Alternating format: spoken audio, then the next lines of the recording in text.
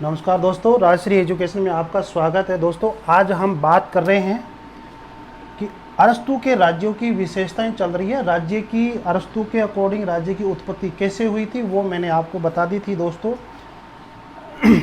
आगे बात करते हैं। आज हम बात करेंगे कि राज्य को जो अरस्तु है वह स्वाभाविक या फिर प्राकृतिक संस्था क्यों मानता है। ठीक है दोस्तों, राज्य को स्वाभाविक और प्राकृतिक संस्था क्यों मानता है। ये इससे पहले वाले वीडियो के अंदर मैंने ये बताया था कि राज्य की उत्पत्ति कैसे हुई वो। ठीक है, थोड़ा सा और बता देता हूँ। देखो, प्लेटो और वह अरस्तु दोनों ही दोस्तों राज्य को क्या मानते हैं, स्वाभाविक और प्राकृतिक। क्योंकि अरस्तु और प्लेटो ऐसे दौर में उनका जन्म हुआ था कि उस समय वहाँ यूनान के अंदर सोफिस्ट लोगों की चला करती थी। उनका बोलबाला था चारों तरफ से सोफिस्ट लोगों का। सोफिस्ट लोग जैसा कहते थे दोस्तों, वैसा ही यूनान के अंदर, एथेंस के अंदर, स्पार्टा में ऐसे वहाँ हुआ करता था।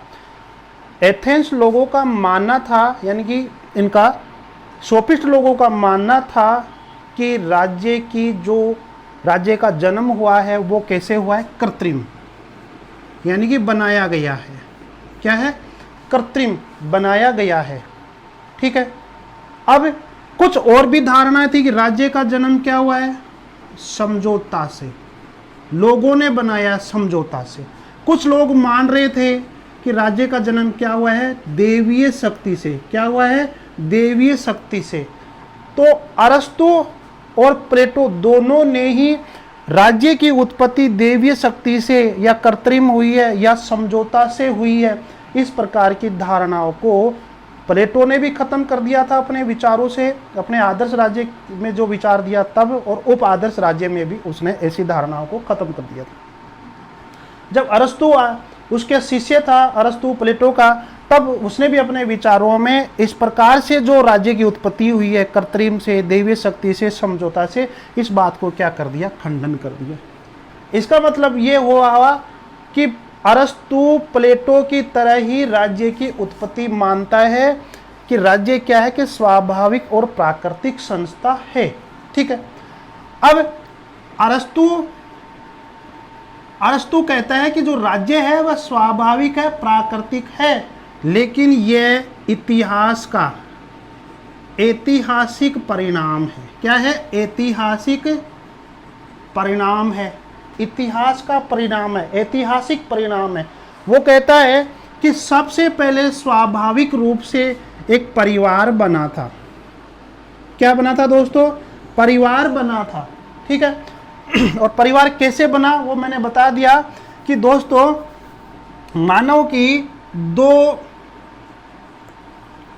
दो मूलभूत आवश्यकता होती है। मानव की दो मूलभूत आवश्यकता होती है अरस्तु के अकॉर्डिंग। पहली दोस्तों कौन सी, भौतिक आवश्यकता। कौन सी दोस्तों, भौतिक आवश्यकता। और दूसरी कौन सी, जनन आवश्यकता, जनन, प्रजनन करने की, जिसको काम बोल सकते हो आप। तो भौतिक आवश्यकता और जनन आवश्यकता, ये एक स्वाभाविक क्रिया है दोस्तों। स्वाभाविक क्रिया है, प्राकृतिक क्रिया है। कि भौतिक का मतलब पैसा कमाना, पेट भरने के लिए आदमी पैसा कमाता है, धन कमाता है, कहीं देश प्रदेश में जाता है। ठीक है, ये। और जनन, ये काम भावना होती है, इसमें परिवार बनता है, बच्चे होते हैं दोस्तों।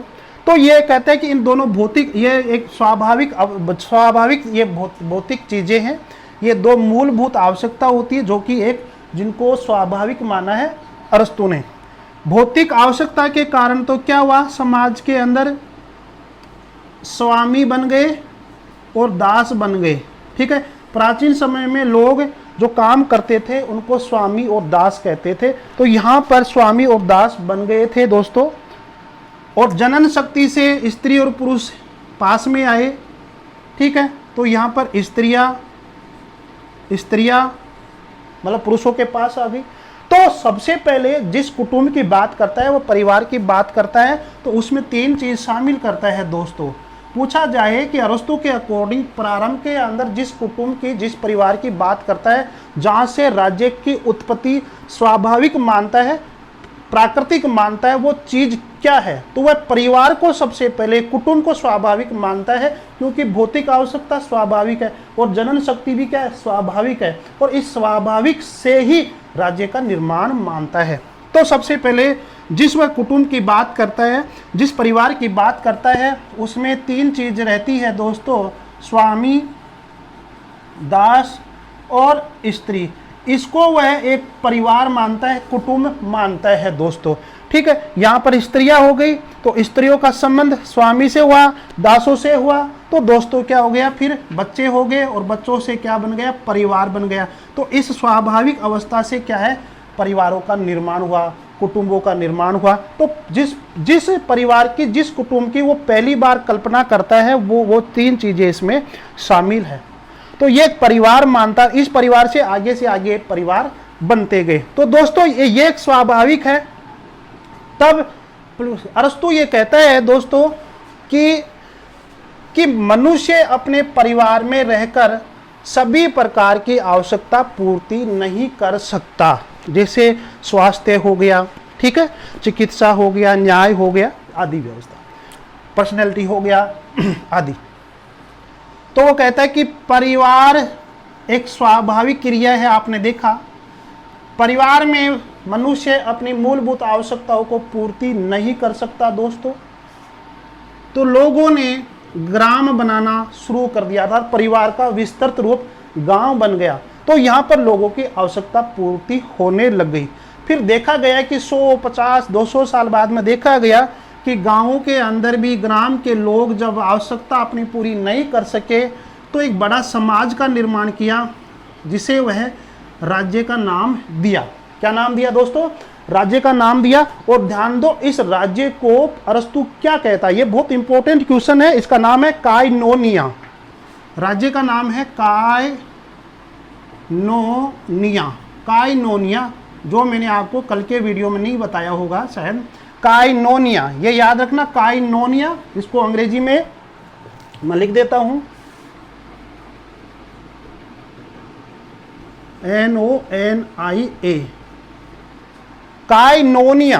ठीक है दोस्तों। तो आपसे पूछा जा सकता है कि अरस्तु ने जिस राज्य की कल्पना की, जिस राज्य के बारे में उसने विचार दिया, उस राज्य को, उस समुदाय को वो क्या नाम दिया? तो आपका यह आंसर होना चाहिए काइनोनिया। क्या होना चाहिए? काइनोनिया। ठीक है दोस्तों। तो अरस्तु क्या मानता है कि सबसे पहले स्वाभाविक क्रिया से या प्राकृतिक क्रिया से किसका निर्माण होता है? परिवार का, कुटुंब का। और इसी स्वाभाविक क्रिया से ग्राम का निर्माण होता है, इसी स्वाभाविक क्रिया से क्या होता है?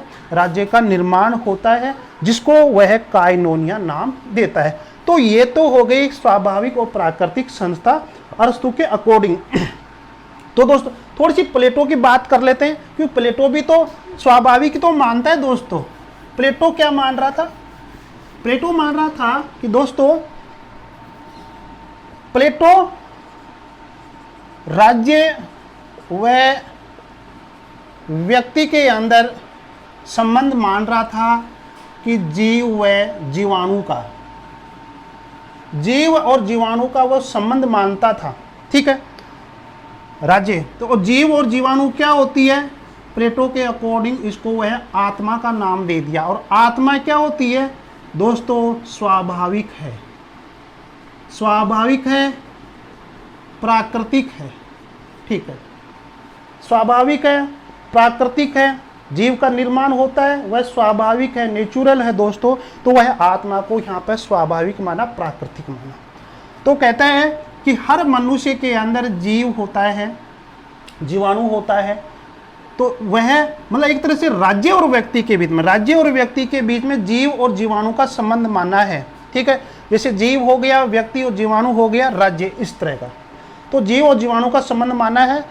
तो ये मानो जीव और जीवाणु का मतलब प्लेटो के अकॉर्डिंग क्या है? आत्मा है। तो हर व्यक्ति के अंदर क्या होता है कि जीव और जीवाणु जैसा क्या होता है, गुण होता है, विशेषता होती है उसके अंदर। अर्थात हम ये कह सकते हैं कि आत्मा पाई जाती है उसके अंदर। ठीक है, हर व्यक्ति के अंदर आत्मा पाई जाती है। और आत्मा के 3 तत्व बताए थे उसने, कौन कौन से? साहस, पहले विवेक लिख देता हूं, विवेक, साहस और तृष्णा। ठीक है दोस्तों, अब हर व्यक्ति के अंदर ये चीजें होती है और ये चीजें ही क्या है, उसके अंदर स्वाभाविक है। क्या है?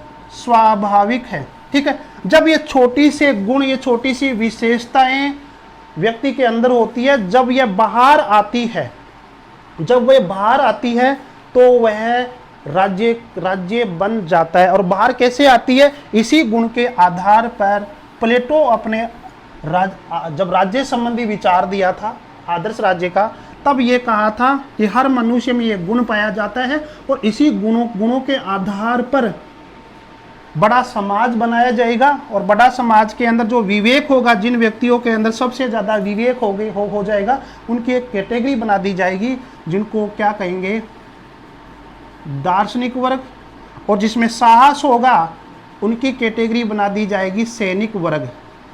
और जिसमें तृष्णा हो जाएगी, उनकी कैटेगरी बना दी जाएगी उत्पादक वर्ग दोस्तों। ठीक है, तो जब एक बड़े समाज के अंदर इस गुण के कारण, इस जीव और जीवाणु के गुण के कारण, इस आत्मा के इस गुण के कारण, इस तत्व के कारण, जो कि एक मनुष्य के अंदर पाया जाता है, जब ये बाहर आ जाता है राज्य के रूप में, लोग इस गुण के कारण दार्शनिक वर्ग में शामिल हो जाते हैं, सैनिक वर्ग में शामिल हो जाते हैं, उत्पादक वर्ग में शामिल हो जाते हैं। और ये वर्ग जब अपना अपना काम करते हैं, किसी के कार्य में हस्तक्षेप नहीं करता है, इसी को वो कहता है राज्य, इसी को वो नाम देता है राज्य। तो कहीं ना कहीं प्लेटो के विचारों में भी राज्य क्या है? स्वाभाविक संस्था है, क्योंकि आत्मा स्वाभाविक है दोस्तों।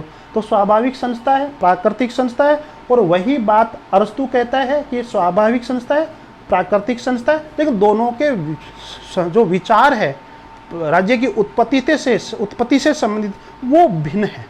एक आत्मा से राज्य की उत्पत्ति संबंध जोड़ता है और एक जो है परिवार से जोड़ता है दोस्तों, वो मैंने आपको बताया। ठीक है, अब मैं आपको ये बताना चाहूंगा कि जो अरस्तु है, अरस्तु राज्य को स्वाभाविक क्यों माना, प्राकृतिक क्यों माना, ठीक है, वो बताना आपको चाह रहा हूं। इसके 3 मुख्य बिंदु है दोस्तों, जिसके कारण वह उसको स्वाभाविक माना। एक तो मैंने अभी आपको बता दिया, थोड़ा सा दोबारा देख लेते हैं। आपसे पूछा जाए कि अरस्तु राज्य को स्वाभाविक संस्था क्यों माना या प्राकृतिक संस्था क्यों माना, जिसका पहला कारण ये है कि जो अरस्तु है वो मूलभूत आवश्यकता मानता है। मूलभूत आवश्यकता,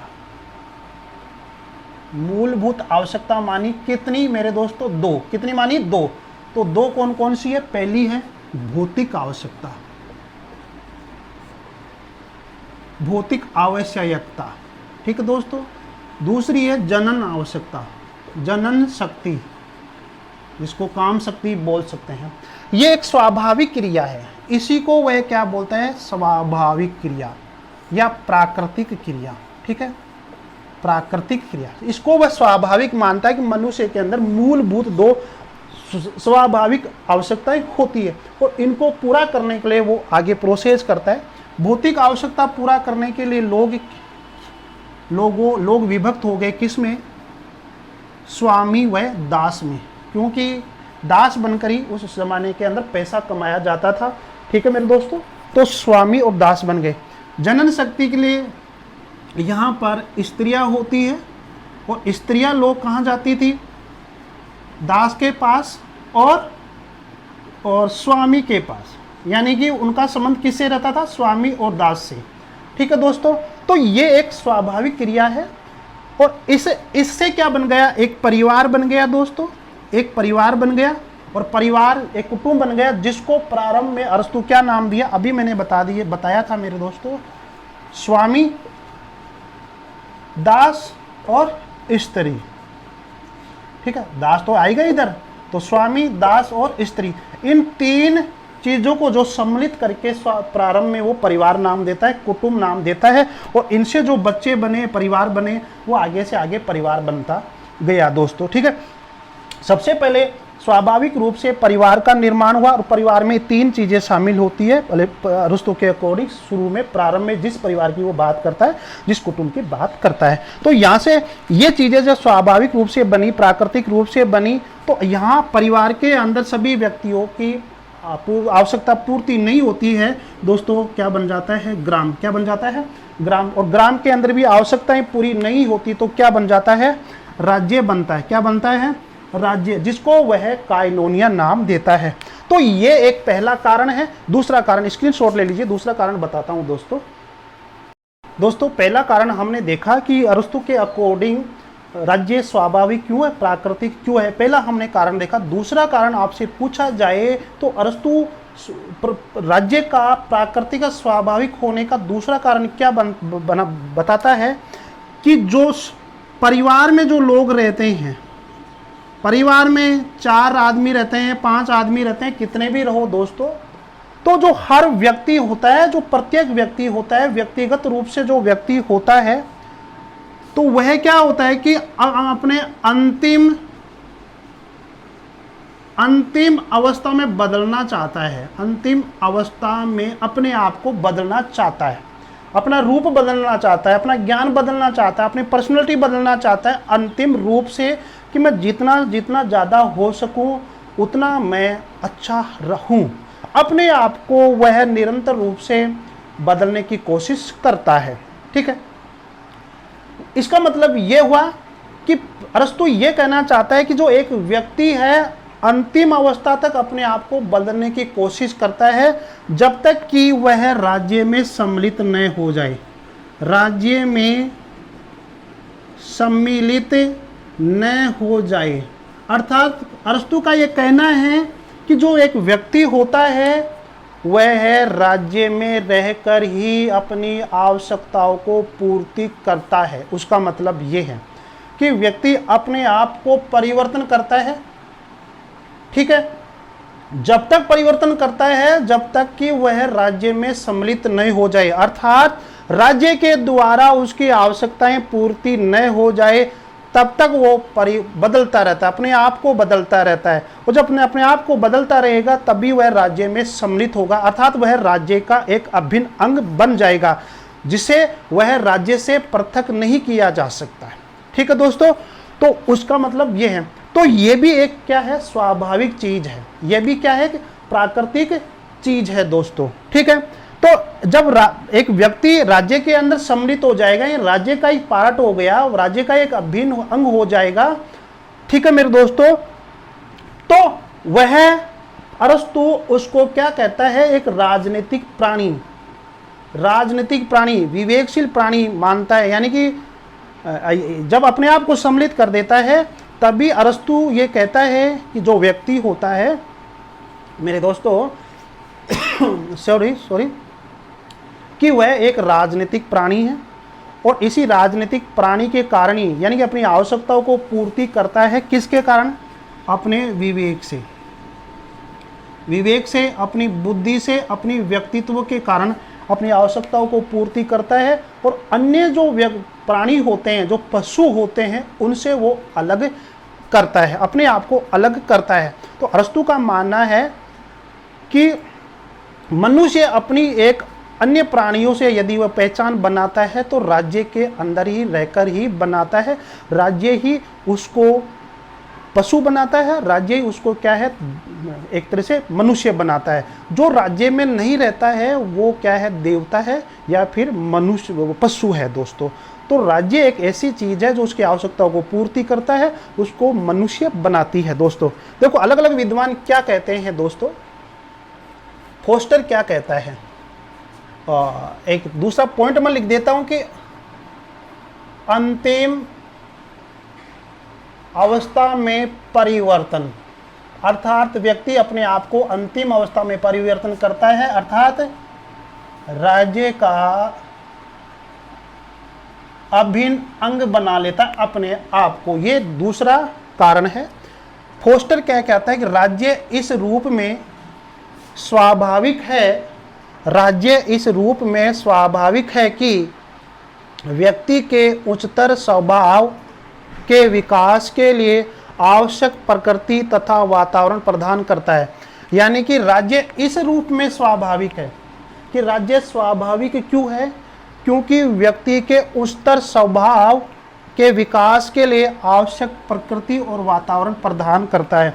कि राज्य स्वाभाविक क्यों है, क्योंकि वो व्यक्ति की ऊंची से ऊंची उसकी आवश्यकताओं को पूर्ति करता है राज्य। ये बात कौन करता है? फोस्टर। ठीक है मेरे दोस्तों, यानी कि व्यक्ति अपने आप को परिवर्तन करता है राज्य में सम्मिलित होने के लिए, ताकि वो व्यक्ति अपनी आवश्यकताओं को पूर्ति कर सके। बोरकर क्या कहता है मेरे दोस्तों कि राज्य के बिना, राज्य से भिन्न व्यक्ति का कोई अस्तित्व नहीं है, अर्थात राज्य में रहकर ही व्यक्ति अपनी पूरी आवश्यकताओं को पूर्ति कर सकता है।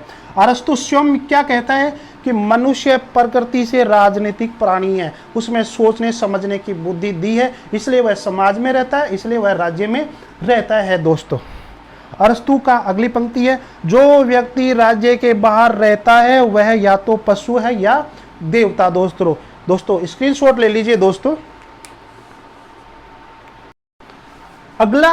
अरस्तु अगला कारण क्या मानता है राज्य को स्वाभाविक और प्राकृतिक मानने का?